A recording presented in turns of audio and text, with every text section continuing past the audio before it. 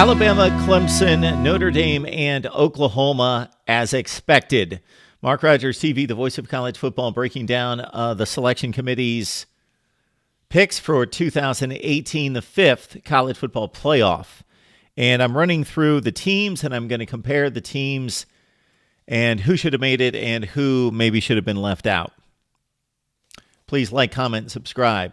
And join the discussion here at Mark Rogers TV. We bring you the best in analysis and discussion and debate. Alabama and Clemson are in, undefeated conference champions, in without a doubt. Clemson, Alabama, they've got 2 spots reserved. I think the other teams can be debated. We've got Notre Dame, Oklahoma, Ohio State, and Georgia. All right. First of all, the reason I put Notre Dame in that category and not in the same category as Clemson and Alabama is that because they don't play in a conference, they did not play a conference championship game. There's a reason that we have conferences in college football. It is to determine for that section of the country, geographically, that is the best team. That is the team that has earned a championship. And that championship, now that we have a playoff, should ascend you to the next level. And that's, of course, what's wrong with the whole format is that we've got 5 major conferences. We've got 10 total conferences in FBS play, and that's a whole other matter that I will address and have addressed previously and will address again. But we're basically going to focus on the Power 5. 5 spots, 5 conferences, 4 spots. Doesn't make sense. I'm not a mathematician, but it's never made sense and would never work. And this is just the 5th year of the playoff, and it's the 5th time it has not worked. So I'm not saying that the teams that have been selected have been bad choices by the committee, but there have always been 1, 2, 3 teams left out that had just as good a resume, qualifications, and argument as a team or teams that made it. And we've got the same thing this year. So let's start with Notre Dame.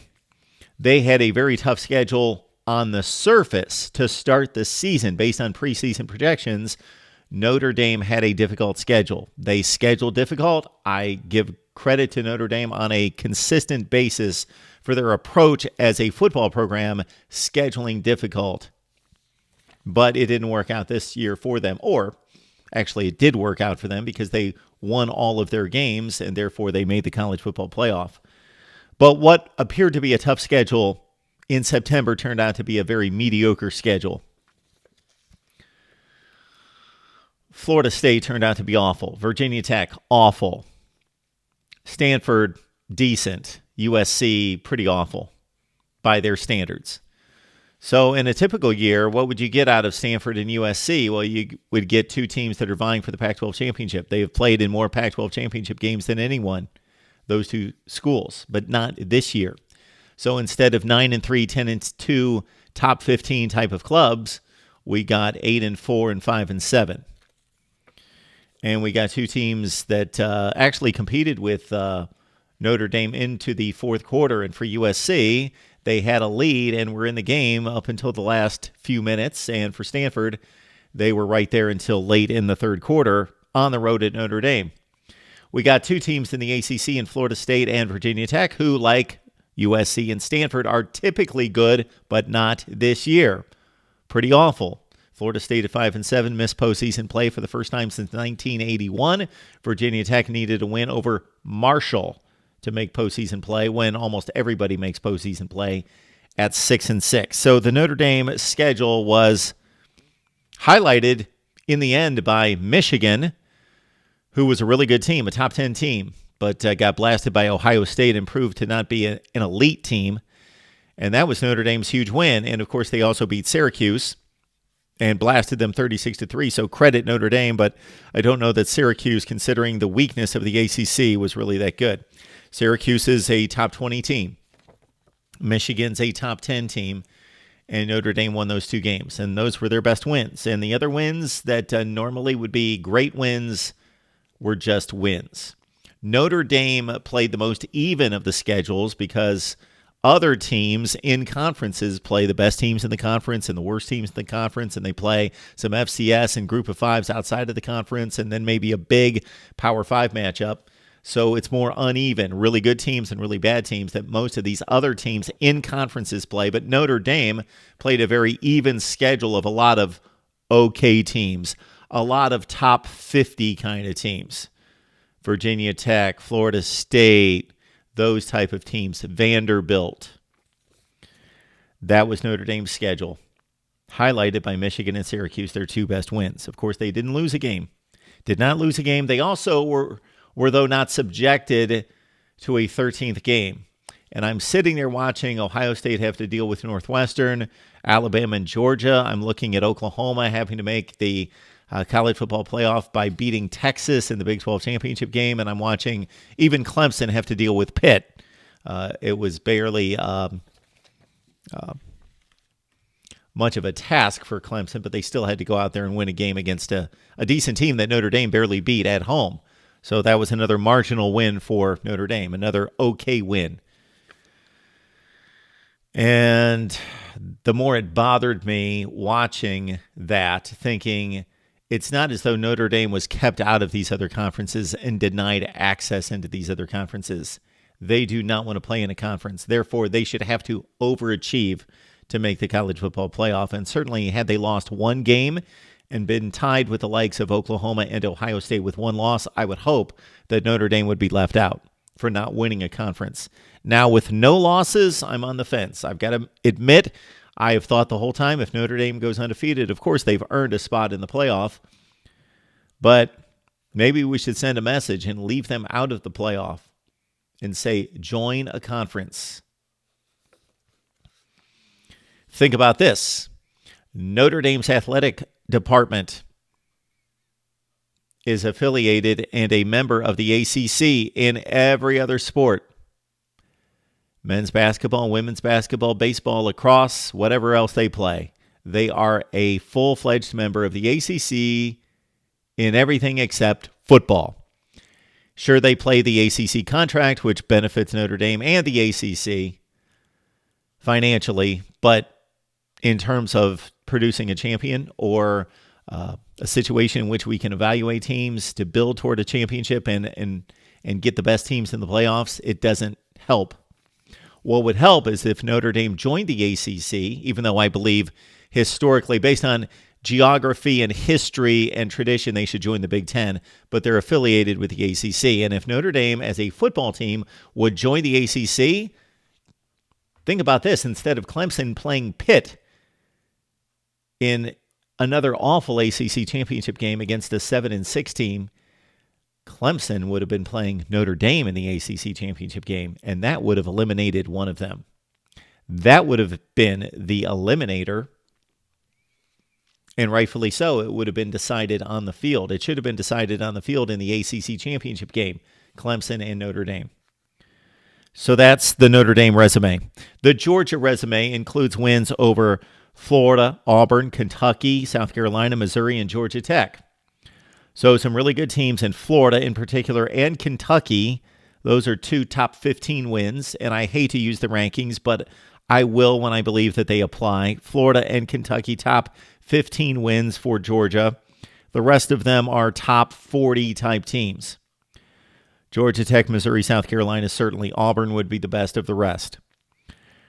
The bad loss at LSU, 36-17. The other loss, because Alabama is just so good and has been so dominant, is almost better than most wins. And that seems crazy. But the way Georgia played against Alabama, leading that game 28-14, taking Alabama to the final minute and the final drive of the game, that loss proved that Georgia is a tremendous football team. Probably one of the four best in the country. But in terms of resume, the two losses knocked them out. But they do have a resume that I understand the argument. I understand Kirby Smart's argument. I do understand Georgia's argument. We played in the best conference. We beat this list of teams, a good stretch of Florida, Auburn, Kentucky, South Carolina, Missouri, Georgia Tech. We lost to LSU. Sure, we did have a bad loss, not against a bad team, but a bad loss in terms of point spread. But our other loss is we had to play Alabama.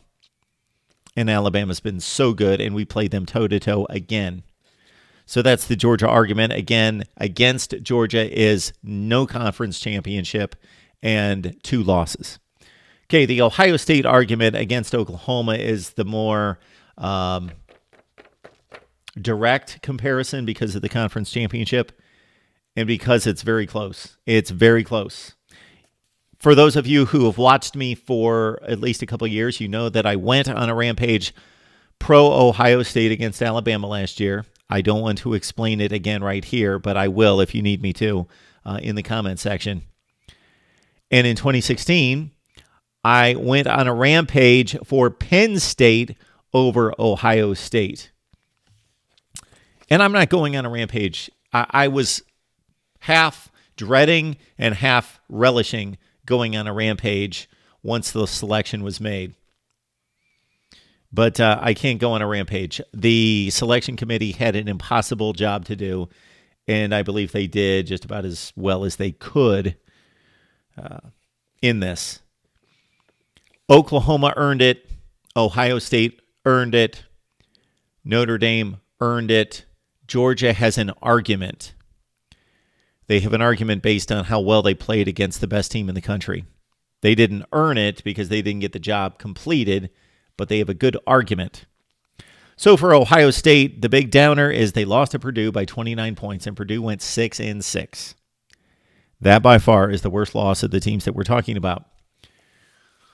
We could go by the transitive property on the Ohio State side and say, you know what? Ohio State beat Maryland, Maryland beat Texas, and Texas beat Oklahoma. Both Ohio State and Oklahoma played TCU. Oklahoma was a little bit better in regards to winning by more points, but it was pretty close.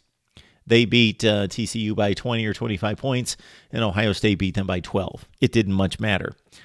Okay, I believe that Ohio State has the best wins of these teams, especially the comparison between Ohio State and Oklahoma, with Ohio State beating Michigan, Penn State, Northwestern, Michigan State, and TCU. I believe that's the best run of wins, but again, the ugly loss, the big ugly loss to a 6-6 team and by the point spread,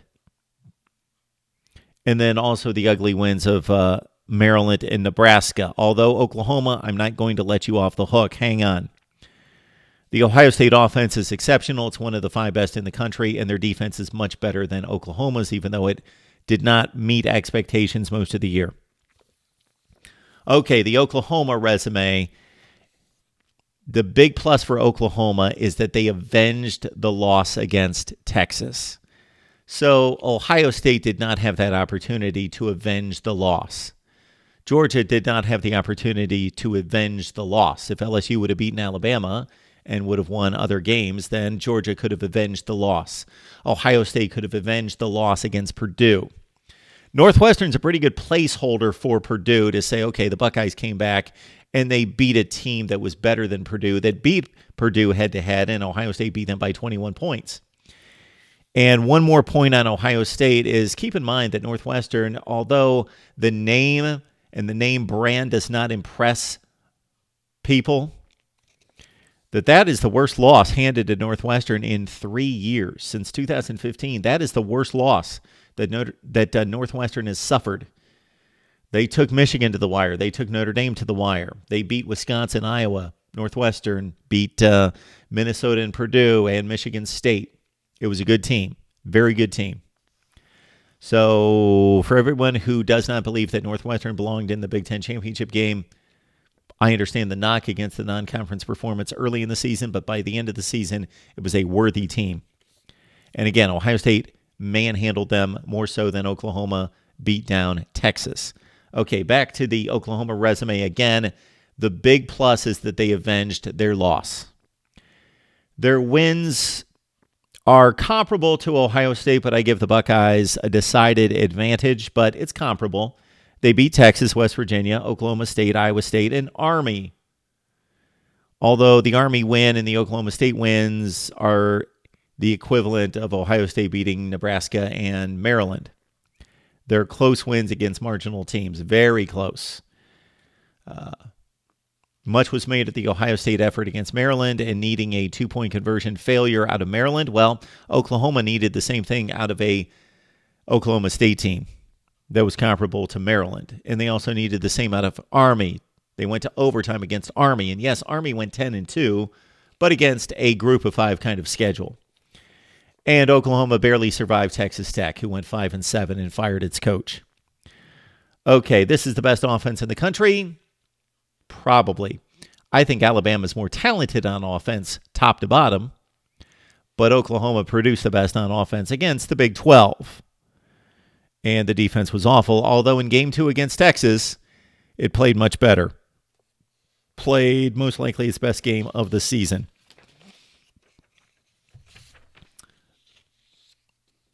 So there you have it.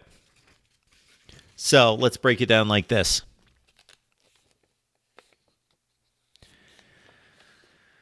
I hate to judge wins and losses. I hate to evaluate the wins and the losses. The result as a win and the result as a loss in sports should be the only thing that matters, not how much did you win by, how much did you lose by. But in this system, we have to go to that level. We have to judge and evaluate the wins and losses.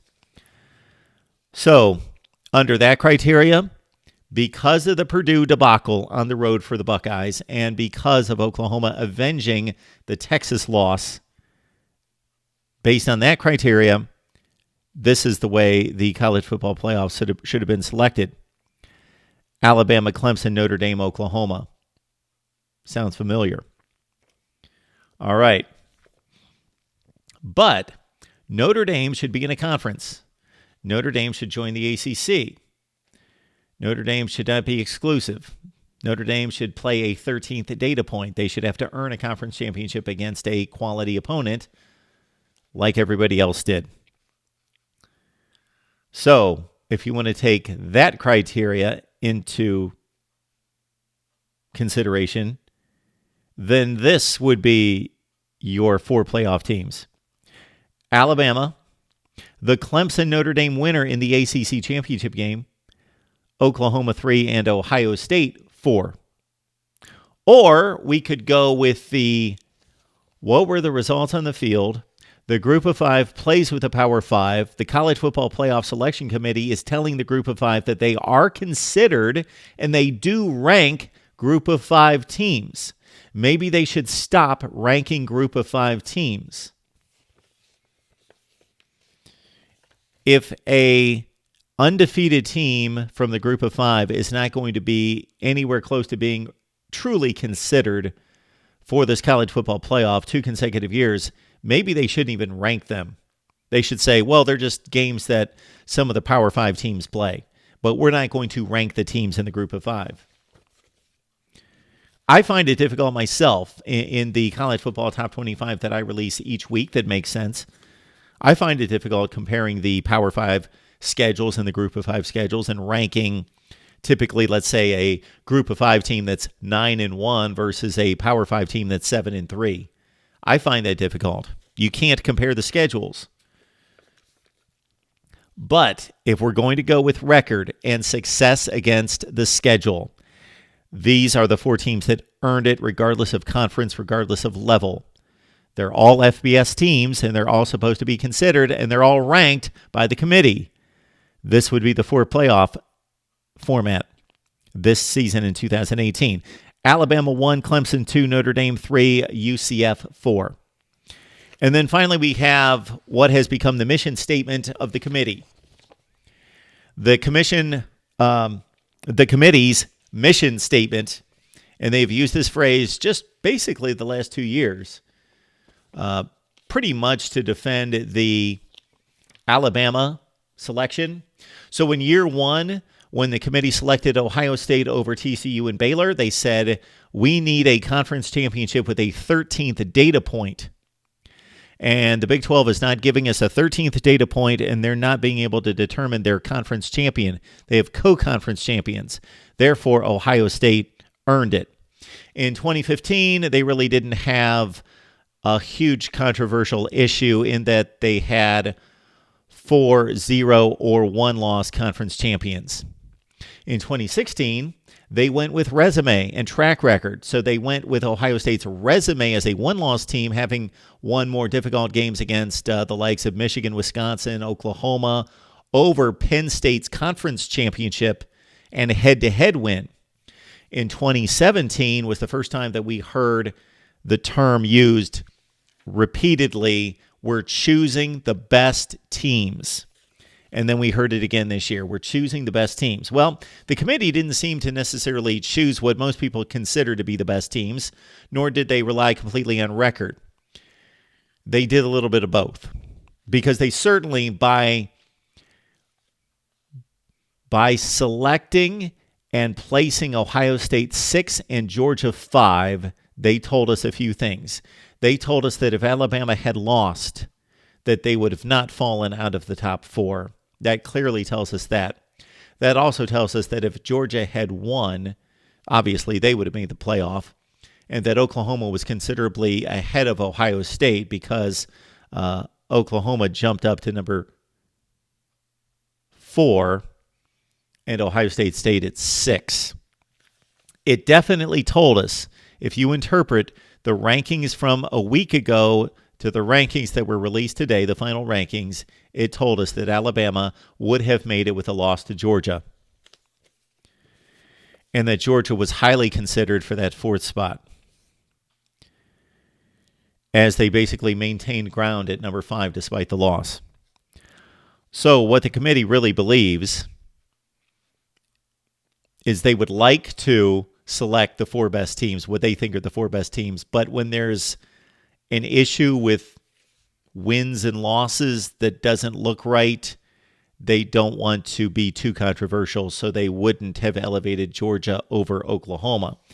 My 4 best teams, the 4 best teams in the country, I believe in 2014,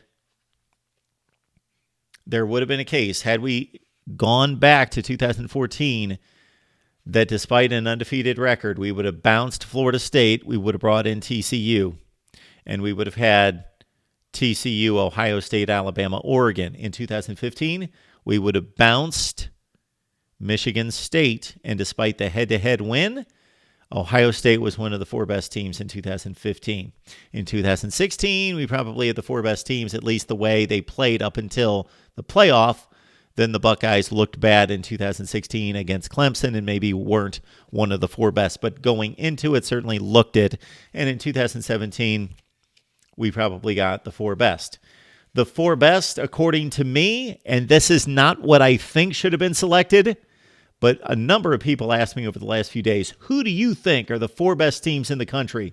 If I was just selecting the 4 best teams and then saying, I don't have to back this up with anything, you're just asking me the 4 best teams, so I don't have to give you any metrics or logic or this schedule's better than that schedule or this loss isn't as bad as that loss. I don't have to defend it. I'm just telling you, if my life was on the line, these are the 4 teams that I would have the most confidence in, top to bottom, in order. Alabama, number 1, Georgia, number 2, Clemson, 3, and Ohio State, number 4. Those are the teams that I have more confidence in. I believe Ohio State is a better football team than Oklahoma with more talent and better than Notre Dame. Again, that's not what I would have selected, but I believe those are the 4 best teams in the country. All right, my thoughts and the different ways in which I believe that it could be sliced. In the end, it's 4 spots for way too many teams that have earned a place. 5 conference champions plus. Would love to hear from you right here at Mark Rogers TV, the voice of college football. We will see you soon.